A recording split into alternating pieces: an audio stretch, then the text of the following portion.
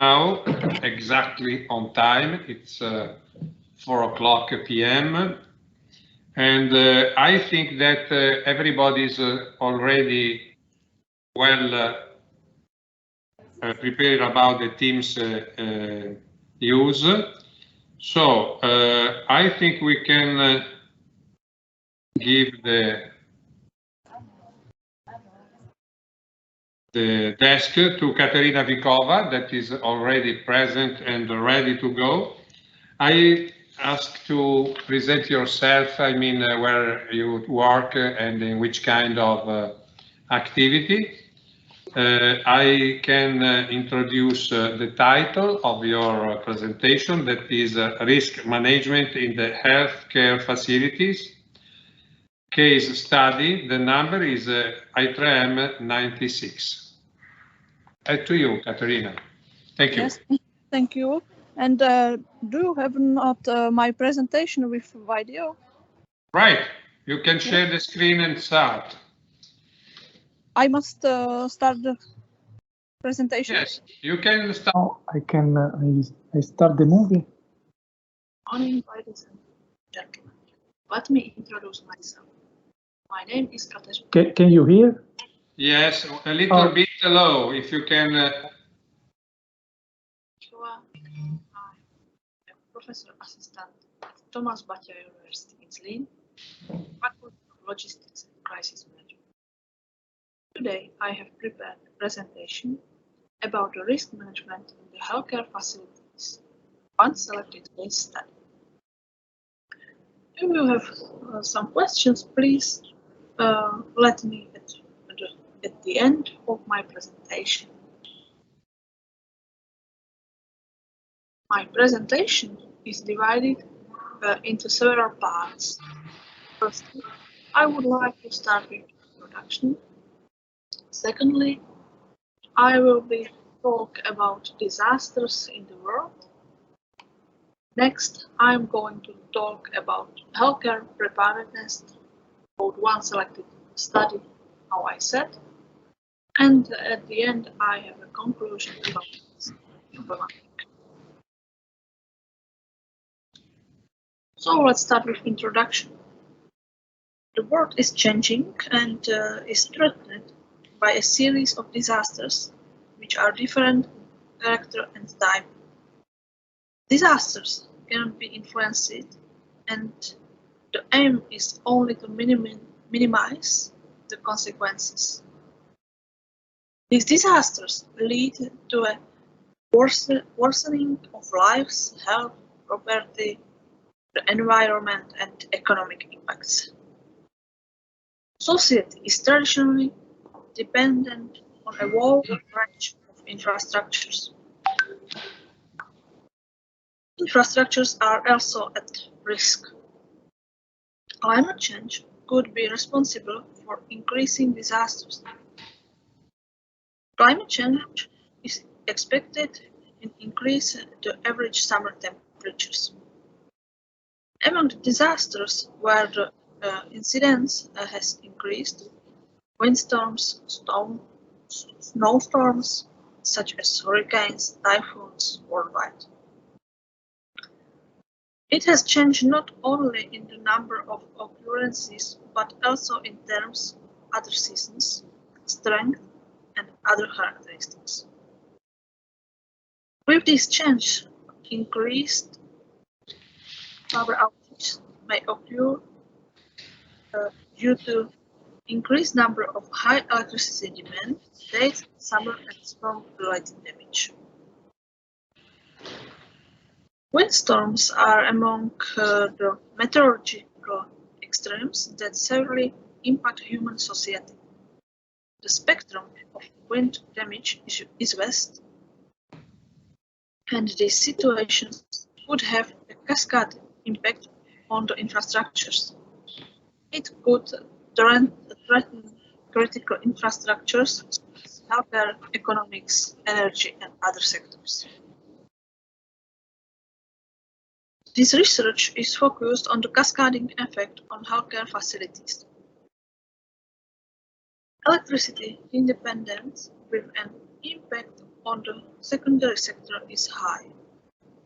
Electric power critical infrastructure represents a highly complex network-based system that includes the generation, transmission, and disruption of electricity.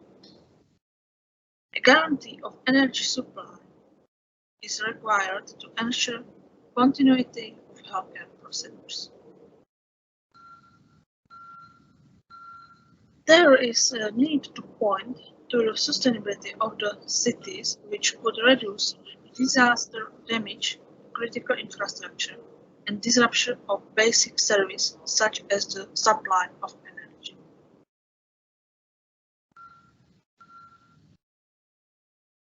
The aim of this research was to analyze the number of disasters. As can be seen at this figure, we confirm that the disasters have an increasing tendency.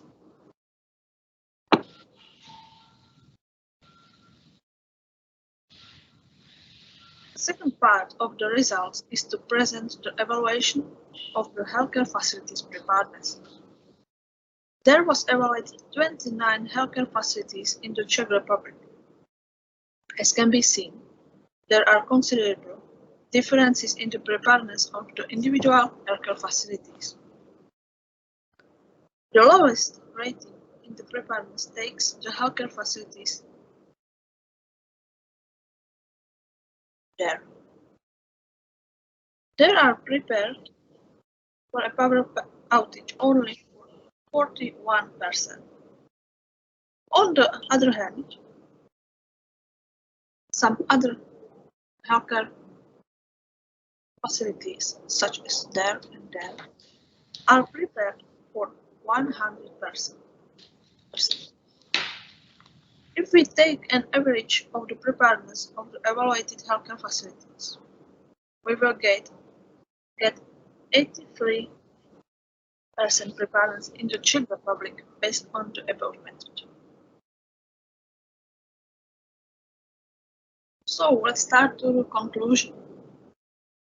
The paper aimed to highlight the growing trend in the number of disasters around the whole world and draw attention to the preparedness of the healthcare facilities to solve these disasters.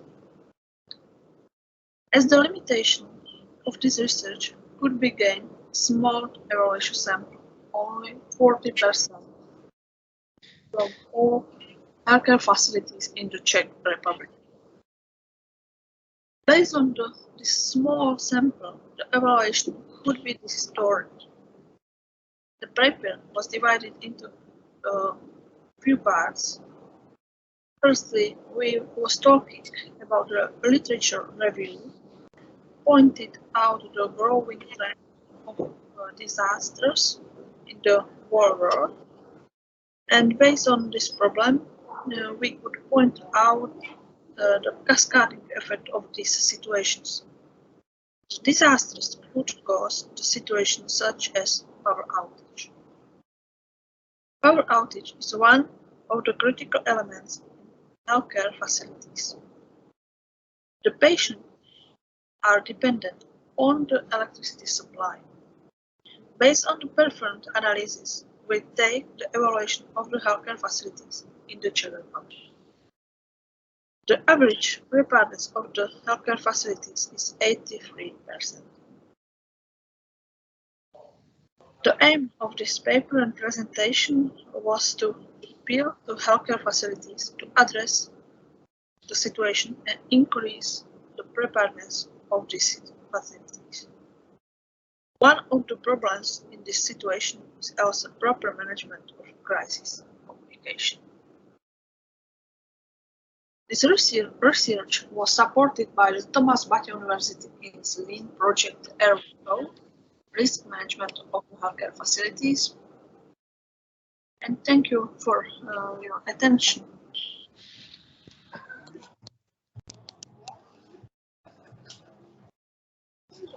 Right, Katerina, thank you very much for your nice presentation.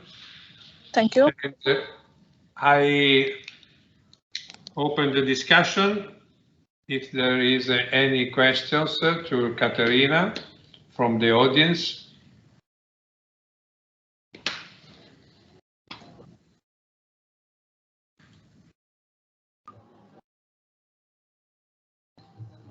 Nobody is raising the hand, so I have one question for you, Katerina. You said that there is a low level of attention to the preparedness to manage these kind of disasters. But do you know which is the reason of this situation? Yes, it is maybe by the law of the finance, which are going to the situations in the Czech Republic to the healthcare facilities. They have no chance to buy new aggregates and other properties to prepare for the high level of the preparedness. So you think that government are conscious of this preparedness, but they cannot do anything because there is no sufficient fund? Yes. Right. Any other questions for the audience?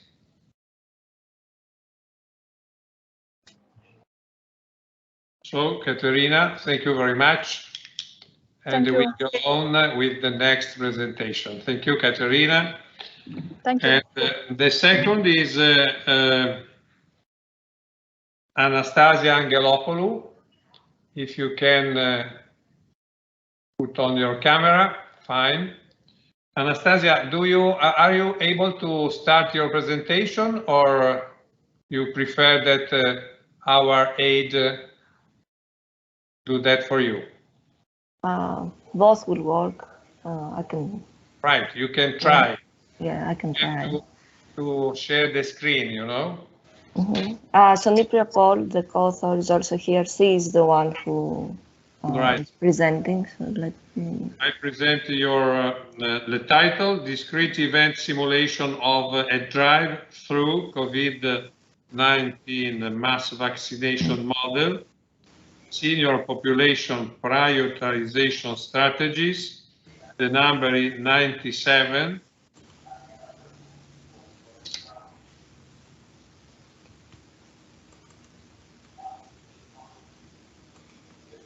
Okay, let me see. And where you work, Anastasia? I'm an assistant professor at Columbus State University in Columbus, Georgia. Yes. So you are at your home now, I think. Yes. Right. Okay. If you like, Vittorio can do that for us. I think I shared it. Right? Can you see it? Your presentation is now on the screen. So let's start. Can you see it? Yeah, we can. Okay. Hi everyone, my name is Sonipria Paul, and today our topic of presentation is on discrete event simulation of a drive-through COVID-19 mass vaccination model, senior population prioritization strategies, which was authored by myself and my professor, Dr. Anastasia. As we all know that the COVID-19 was declared as a pandemic by WHO, which is the World Health Organization, on March 11th, 2020, and since then it has disrupted the normal operations of countries all around the world. So immediate effect was taken for its containment and mitigation, such as mask wearing, social distancing, quarantine, lockdowns, which would limit the spread of the virus. But most importantly, it was needed for people to get vaccinated as quickly as possible in order to avoid the COVID-19 to spread.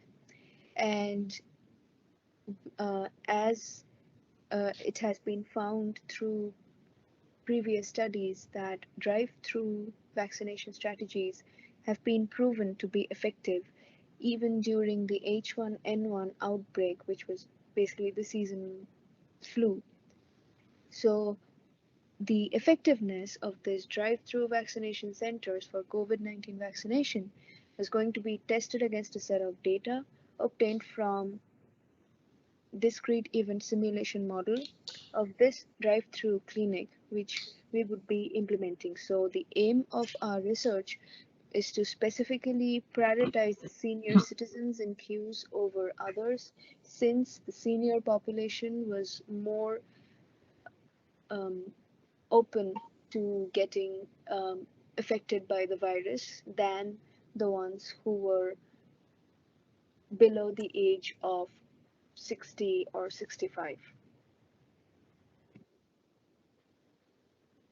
So indoor spaces are basically more prone to COVID-19 transmissions than outdoor spaces, according to research findings, which basically justifies our model of the drive-through clinics for mass vaccination, because the COVID-19 virus was spreading through, it was like an airborne disease. So in indoor spaces, people were more prone to get affected than in outdoor spaces with their masks on their face. Researchers have specifically found that, keeping in mind more productive rate and less carbon monoxide exposure, a drive-through model was the most effective way to get mass vaccinations. So the aim of our research here is to implement a discrete event simulation model of a rapid drive-through mass vaccination clinic while investigating different prioritization strategies for the senior population. And the simulation outputs will be discussed with respect to metrics such as average wait time, to waiting queues, number of patients getting vaccinated, and many other aspects.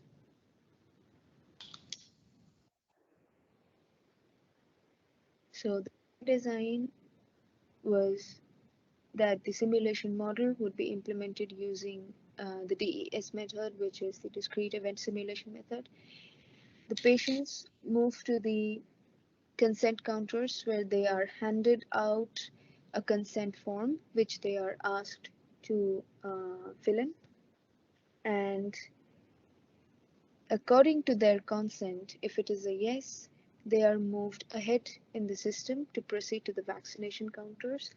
And if in case their consent is a no, then they are moved out of the system. Then, if all the queues have reached capacity, the patients leave the clinic to reschedule their vaccination for another date. Otherwise, they move on to one of the vaccination lanes.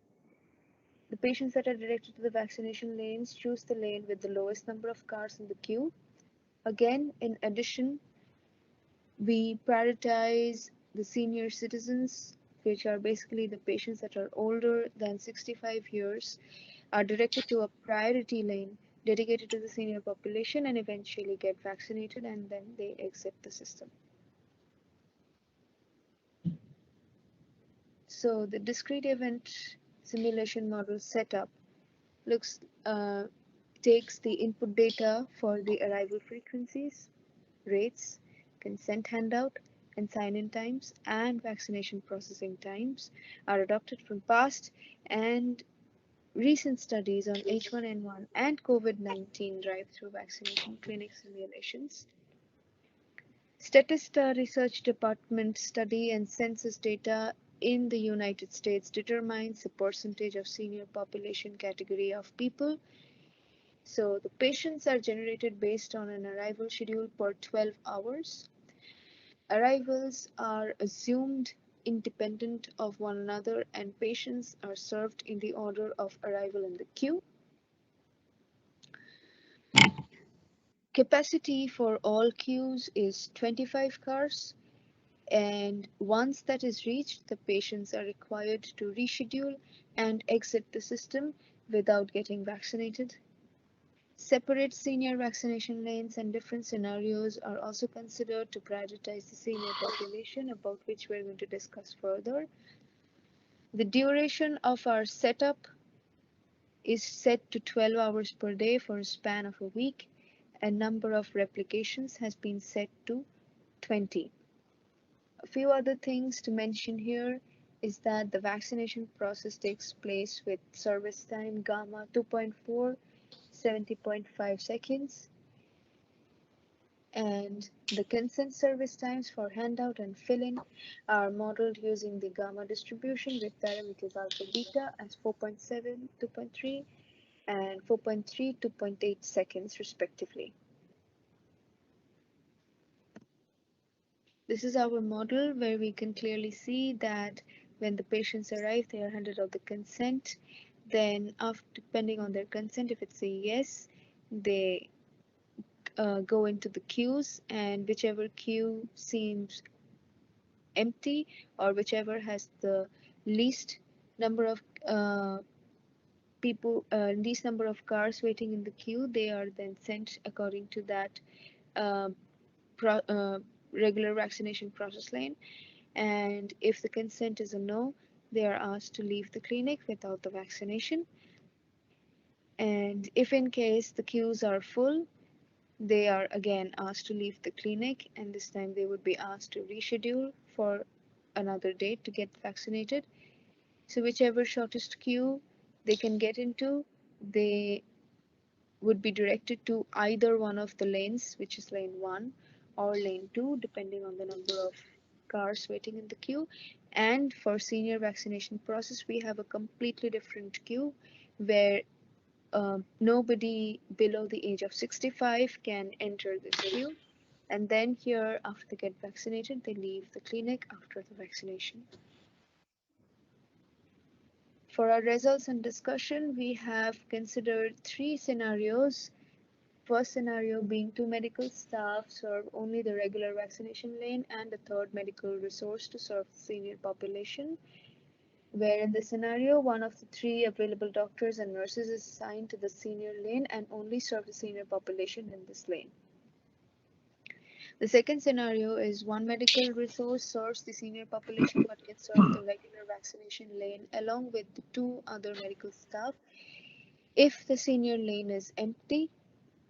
In this case, the doctor or nurse who is assigned to the senior lane can serve other patients if no patients are waiting in the senior lane. And our third scenario is that 3 medical resources can serve any lane, but priority is given to the senior population. So in this scenario, the 3 doctors and nurses serve any lane with priority to the senior population. And we used Arena Process Analyzer to analyze the best scenario among the 3 scenarios. So this is our result based on TIS, which is the total time in the system. So the best scenarios are highlighted in red and illustrated in the alongside diagram. So these diagrams indicate that the scenario 2 is better than scenario 1 in terms of total time in system for the patients, which is very clearly visible from the diagram alongside. So our scenario 3 has been discussed in the next slide.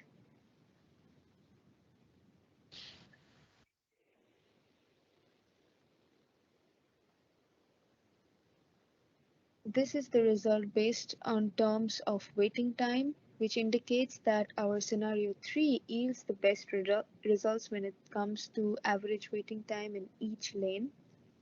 So basically, we can effectively conclude that the most efficient approach for our model design would be to go ahead with our scenario 3.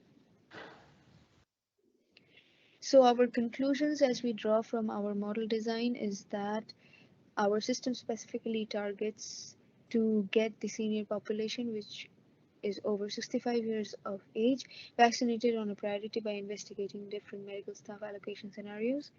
3 different scenarios were compared in terms of waiting time in the queue to get vaccinated, total time in system TIS, and throughput for regular and senior patients as well as all the patients.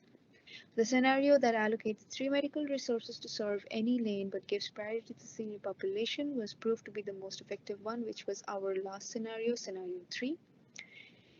So our future research work would mainly focus on development of a hybrid model combining the DES and agent-based modeling ABM paradigms. The hybrid model will be explored as an approach to capture the patient and medical staff behavior and other traffic and weather-related patterns during the consent and vaccination processes in a more realistic manner.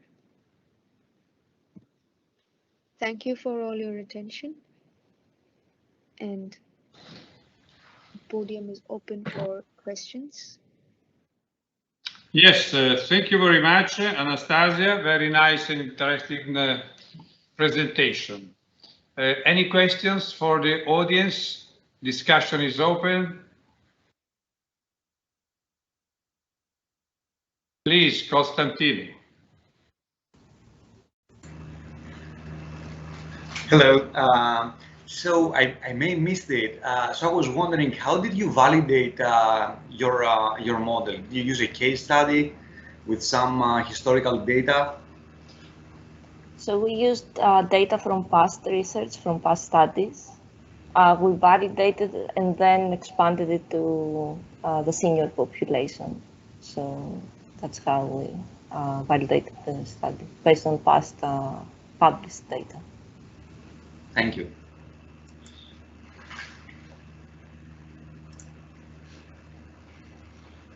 So I don't see Angela. No. Yeah, I was just wondering if this information was used to set up the clinic and if the results helped jumpstart the staffing model, and if you were able to implement it, if the simulation did help and stand true to the model. No, the results were not implemented in the real world, you mean? We didn't use the results implemented in the real clinic because it's still a preliminary study, so we'd like to do some more research on that. Thank you. Right. Costantino, are you flashing again another question, or you are satisfied?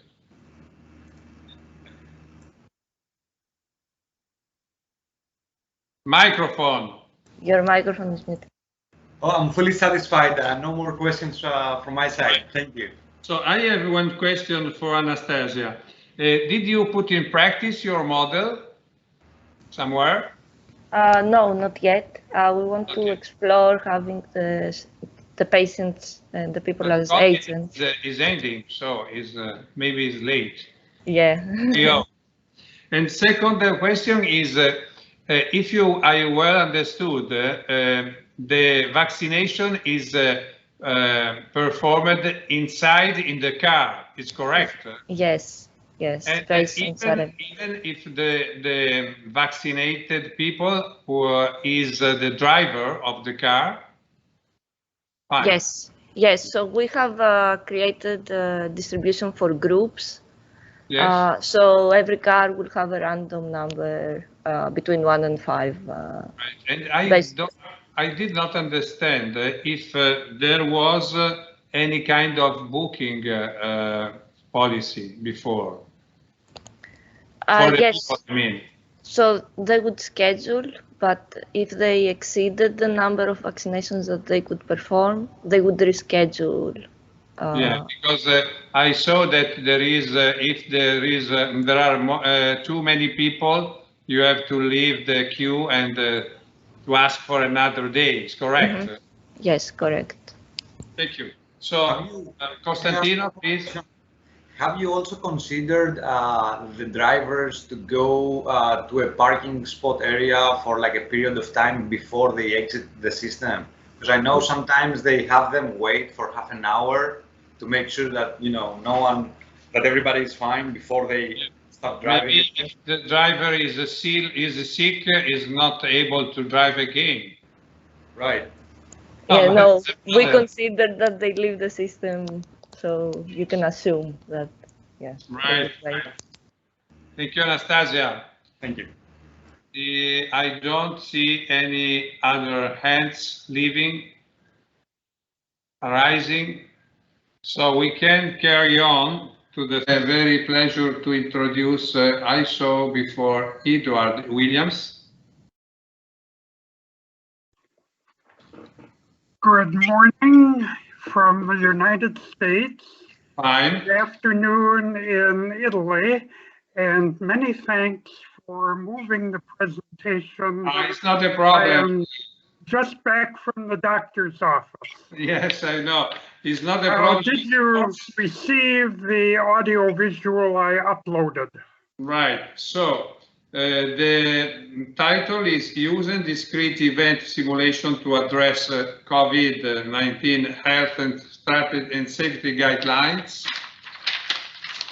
in outpatient laboratory clinic. The number is 15, and if you can, if you like, you can start your presentation, Edward. Oh, very good.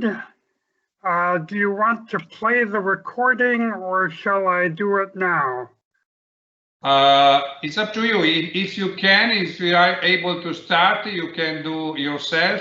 If you are not, Vittorio can help us to start your presentation. Well, start the presentation from the recording, and I will stand by for questions because this connection is not working too well.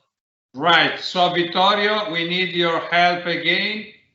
Okay, of course. I'm sharing my screen. You are our angel today. Yeah. Yes, that is the right one. Right, we can start. Thank you. Okay. Welcome to a description of Can you hear? Yeah. Okay, perfect. Let's go. an excellent healthcare delivery simulation project completed by 5 of my very good graduate students in a recent simulation class involving an outpatient laboratory clinic. The University of Michigan runs its own hospital and multiple health centers in Southeast Michigan. COVID-19 has increased the stringency of social distancing and hence seating limitations, reducing the quality of key performance indicators relative to the patients at this clinic. So the Continuous Improvement Department, as it's called, was asked to undertake finding suggestions for improvement. And my students in simulation collaborated with them on a simulation project that did indeed achieve significant improvement. Now, an overview of the clinic and its operations. It's not an emergency room, but it is open 6 days a week. Monday through Thursday are particularly busy. Demand is steady, and it's been gradually increasing and is expected to increase.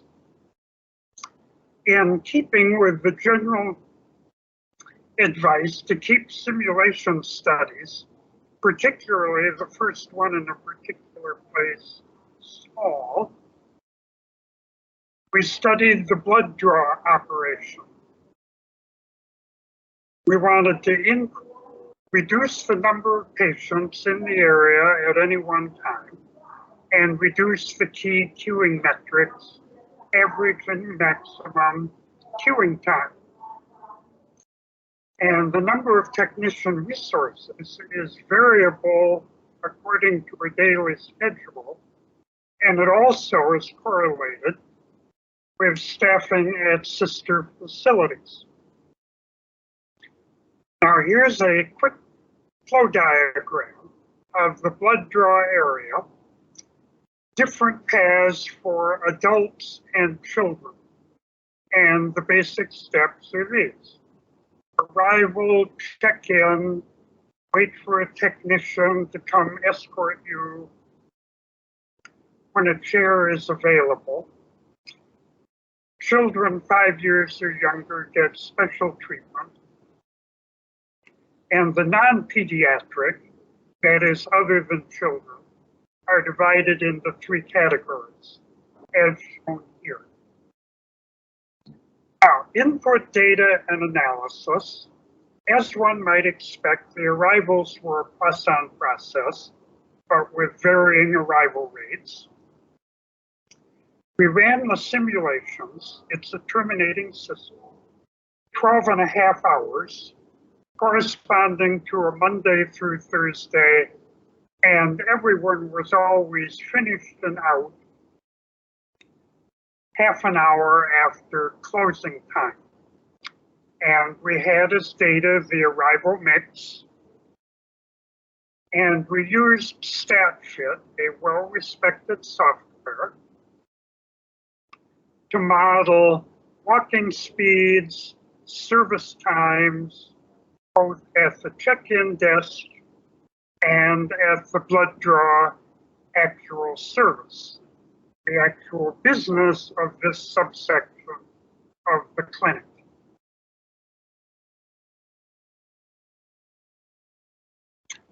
We built the model in Simio, used in the class. The university has it available, has many good simulation powers, and the clients readily agreed with us analysts. And the verification used widely recognized, very effective techniques. A list of them is in the full paper. And the validation of the model was greatly aided because the clinic keeps very good logs of data. A particularly useful tool in validation was what Simio calls an arrival table. We could and did put into a table literally yesterday's arrival. When did people arrive? Exact times. Were they adults, children, adolescents, and so forth? Run the model according to yesterday's input and compare the model results with what the client technicians saw that day. And the agreement was good after correcting several errors. There's always going to be such. One of them, an interesting one, the log normal distribution has 2 different widely used parameterizations. And we originally picked the wrong one relative to what the software expects. Once we noticed it, it was easily corrected. Then it was time to use the simulation model to obtain interesting information. We ran 3 experiments. In Simio terminology, an experiment is a set of 1 or more scenarios. The first experiment looked at different scheduling alternatives. The second experiment looked at expanding flexibility as shown. Currently, the clinic requires only children go to one station, only non-pediatric station patients go to the other station. What would happen if that restriction were relaxed? And the third experiment was a union of the scenarios, collection of them, the most promising ones, from the first 2 experiments. So here were the scenarios of the third experiment. Always have a base case. We checked against the current operation. What if schedules were changed? What if appointments were more heavily used as opposed to walk-ins? And the relaxation on the restriction of the chairs, and then combinations of these scenarios. And this slide gives the details of the experimental results on key performance metrics. We use this as a template to make final recommendations to the client. And these were our recommendations and conclusions, divided into three categories. What could be done right away? What could be done longer term and on a more or less permanent basis? And then what future possibilities existed for expanding this study? Now, the clinic has already done both things in phase 1, and they are working well. Phase 2 is underway and shows promise, and there are currently vigorous plans to expand the simulation of one area of this clinic to the rest of the clinic, and then there's 140 other clinics at Michigan Medicine.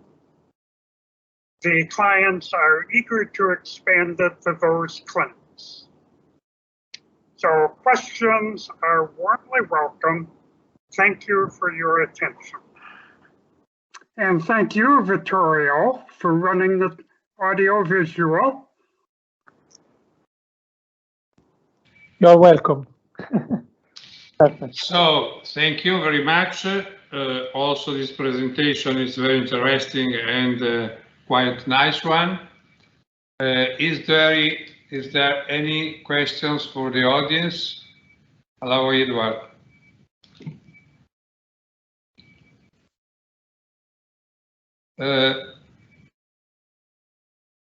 Are there any questions?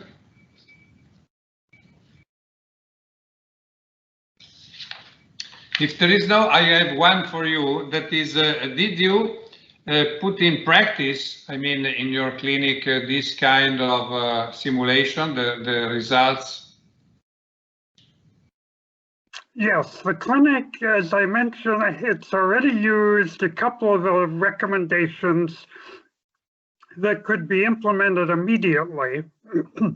Since the paper was written, one of the clinics is now starting to use simulation, a sister clinic in the city of Brighton, Michigan, which is some 50 miles away from Canton and the Canton Clinic. And perhaps more importantly, in the long run, people at both clinics have become interested in using simulation to attack other problems. They were previously unaware of what this technology could do. And now they have an enticement to look at it as an analytical tool to be brought into play when other difficult performance problems arise, as they certainly are going to, because the COVID epidemic has led a great many patients to postpone other routine medical care. It was for that reason I had to wait 10 weeks for this doctor's appointment I'm just back from. It wasn't COVID, my liver is not working right. And a specialist is looking at, well, why isn't my liver working right? And he's running more tests. Right. So right. Just getting exposure to simulation has been a big step forward. Right. And now I ask to Vittorio if did you discover anybody of the 141, Jasmina and Galva and David? No, they are not here. It is a no-show. So, do you think it's worth that we can see the movie, or we have to elect it? No. The authors are not here. Then we don't see the movie. Fine, I agree with you with this law. And now, so we have, I think we have finished the presentation. And I have to thank Edward, of course, that is the last one, and Julia, Anastasia, and Katerina. So I think that with simulation, you and we in the world, we did a lot of work, but the thing that I don't like a lot so much, I mean, is that not a lot of results of this kind of simulation are considered by the clinics, by the government, by the staff, medical people, or general manager of the hospital. So I think that these results could be better used and better considered from the stakeholder of the procedure of the campaign of the vaccination and so on. Is the same opinion, Edward, in your experience? Certainly, because at the university, the doctors and administrators at the clinic occasionally talk informally with professors in analytical fields, industrial engineering, simulation, ergonomics, and so forth. But the problem, very severe in the United States, is that we have a healthcare profit model. Europe knows much better than that. We are way behind you. And the healthcare for profit model leads hospital and clinic administrators to avoid any temporary expense, such as running a simulation study, even though the long-term savings would more than justify it. Yes, I mean, if this kind of people use the experience and the proposal of the simulation procedure, probably they can spend a little bit before, but they save a lot of money after. So this is unbelievable because they don't understand this easy thing. And not only save money, but improve patient care. Yes, of course, this would be the first aim of clinics and hospital. Anyway, any other opinion about that item? Yeah, I agree. I think this is, taking the class with Dr. Williams really opened my eyes to this process. I'm a manager in a health system.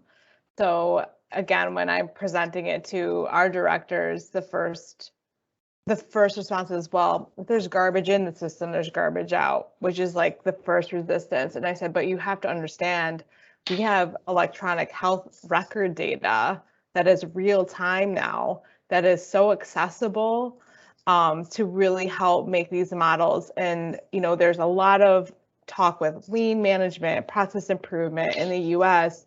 And where I really see this is it kind of jumpstarts your experimentation. So if I have a model that shows that having, using the pediatric chair helps, or adding, a person in this capacity helps, it jumpstarts that. So you just save a lot of time with your experiments, even if it's not exactly the way that the simulation may pan out. It actually gives you a lot of lead time that you wouldn't have, continuously doing experiments and coming back to it. I think it's super helpful. And we're really interested in looking at it in a different way and how we could use it in the health system. So I agree. I mean, this is a real privilege to be here to learn from others and to understand kind of how this works in other facilities. Yes, I think that communication and knowledge of each other work and job is the solution.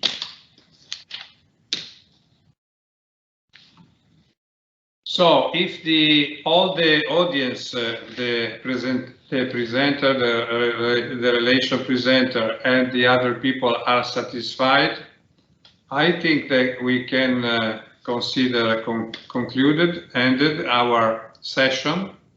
Again, I thank you very much, all the people presenting relation, and of course, I thank you very much, Vittorio, and I hope that, Vittorio, you are again with me tomorrow at 9 o'clock. Are you present or not? I have to check because we are organizing. Because I am the chair at 9 o'clock about IWISH training and learning for healthcare, and after that, in the second one, that is at 11.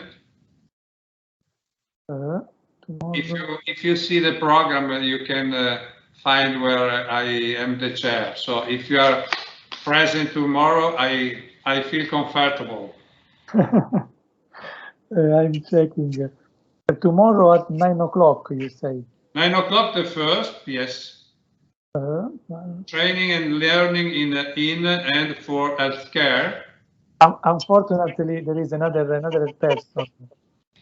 Another Angel? Yeah. And for the second, 11? 11 is IWISH EMSS healthcare general application. I'm checking. You have to find in the new program, because in the other it was different. Okay. No, another. So I'm ruined. I'm joking, Vittorio. Thank you very much. Thank you very much, and see you again to everybody who were present. Bye bye. Bye. Thank you all. Bye. Bye. Ciao, Edward. Never give up. Bye. Bye. Ciao, Marina.